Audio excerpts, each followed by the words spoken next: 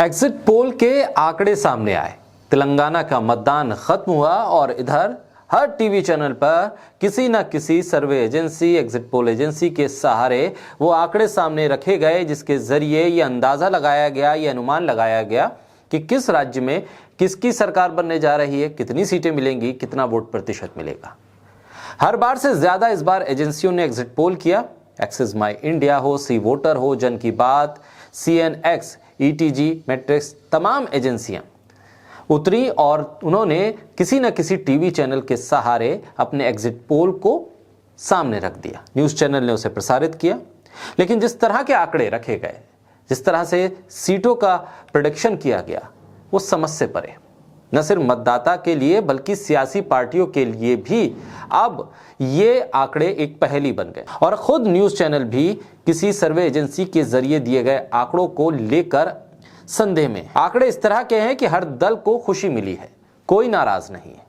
लेकिन public reaction में और सियासी बयानबाजी में दरअसल जिस बात का जिक्र बार बार हो रहा है वो ये है कि इन आंकड़ों पर भरोसा कितना किया जाए। ये तमाम चीजें जानते हुए असली नतीजे तो 3 दिसंबर को ही आएंगे। बोलते हिंदुस्तान पर मैं हूं आपके साथ मिर्जा शाकिर अली बेग। मध्य प्रदेश को लेकर कई एग्जिट पोल ने बीजेपी को 150 सीटें देने की घोषणा कर दी। आंकड़े दे दिए कि बीजेपी मध्य प्रदेश में 150 के आंकड़े को पार कर रही है। यह बात कांग्रेस को हजम नहीं हो रही है। कांग्रेस कह रही है कि हम जमीन पर थे और जमीन पर जो स्थिति थी वो शिवराज सिंह चौहान की सरकार के विपरीत थी, लिहाजा ऐसा हो ही नहीं सकता कि 150 तक बीजेपी पहुंच जाए। उल्टा कांग्रेस का दावा यह है कि वो 130 से 150 सीटें हासिल करेगी, क्योंकि कई सर्वे एजेंसीज, कई एग्जिट पोल्स ये बता रहे हैं कि कांग्रेस की मध्य प्रदेश में सरकार बनने जा रही है। मध्य प्रदेश के पूर्व मुख्यमंत्री और इस बार कांग्रेस की पूरी रणनीति विधानसभा चुनाव को लेकर उसके सूत्रधार दिग्विजय सिंह, उनका बयान सामने आया। उन्होंने कहा कि एग्जिट पोल के नतीजे इतने डाइवर्स हैं, इतने अलग अलग तरीके के हैं कि उस पर आप भरोसा नहीं कर सकते। उन्होंने दावे से कहा है कि इस बार कांग्रेस 130 से ज्यादा सीटें हासिल करके स्पष्ट बहुमत के साथ सरकार बनाएगी, क्योंकि जनता के बीच बदलाव की भावना थी। जनता वोट देने गई थी सरकार बदलने के लिए।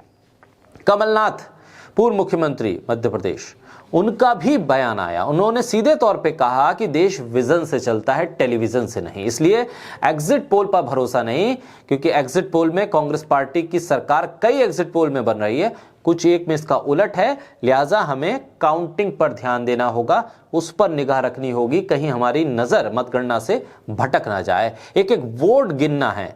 कांग्रेस अब काउंटिंग पर नजर बनाए हुए है। तो वहीं छत्तीसगढ़ में जहां कांग्रेस को बढ़त दिखाई जा रही है, कई पत्रकार, कई सर्वे एजेंसियां, कई एग्जिट पोल ये भी कह रहे हैं कि कांग्रेस और बीजेपी के बीच बहुत कम सीटों का अंतर है, लिहाजा नतीजों में ये टक्कर बराबरी की हो सकती है। ऐसे में बीजेपी के नेता हैं पूर्व मुख्यमंत्री रमन सिंह, उन्होंने दावा किया है कि वो ये सिर्फ एग्जिट पोल है, बल्कि उन्होंने कहा कि 3 दिसंबर को जब परिणाम आएंगे तो भाजपा 52 से 55 सीटें हासिल करेगी और कांग्रेस के खाते में 35 सीटें चली जाएं, ये भी बहुत होगा। इन 5 राज्यों के एग्जिट पोल पर संजय राउत की प्रतिक्रिया भी आई है। उन्होंने कहा कि कांग्रेस के अच्छे दिन आ गए हैं या आने वाले हैं, क्योंकि जिस तरह के एग्जिट पोल में आंकड़े हैं, जिस तरह की जमीनी हकीकत है, वो कांग्रेस के लिए फायदा देने वाली है। और इसको उन्होंने इंडिया गठबंधन से भी जोड़ा। कहा कि इंडिया गठबंधन की जीत होगी ये, क्योंकि राहुल गांधी, प्रियंका गांधी और मल्लिकार्जुन खड़गे ने जिस तरह से प्रचार किया है, जिस तरह से प्रसार किया है, वो लाजवाब है। और प्रधानमंत्री ने भी सभाएं की हैं, लेकिन उसका असर नहीं हुआ है। एग्जिट पोल पर उन्होंने कहा मैं नहीं जा रहा हूं, लेकिन कांग्रेस पार्टी बड़ी जीत हासिल कर रही है। राजस्थान को लेकर, जिसको लेकर शुरुआत से ही कहा जा रहा था कि यहां पर मामला कड़ा है, यहां पर पेच फंस सकता है, यहां बीजेपी क्लीन स्वीप मार सकती है, हो सकता है कि रिवाज बदल जाए, लेकिन कांग्रेस की तरफ से अशोक गहलोत ने कमान संभाली। वो लगातार ये कहते रहे कि मैं अपनी सरकार की जो कामयाबी है, जो योजनाएं हैं, उनके जरिए सत्ता में वापस आऊंगा और सरकार कांग्रेस की ही बनेगी। सचिन पायलट के साथ जुगलबंदी उन्होंने कर ली थी और दोनों एक साथ भी नजर आए, लेकिन कई सर्वे एजेंसियां ये मान रही हैं कि कांग्रेस की सरकार राजस्थान में आ जाएगी।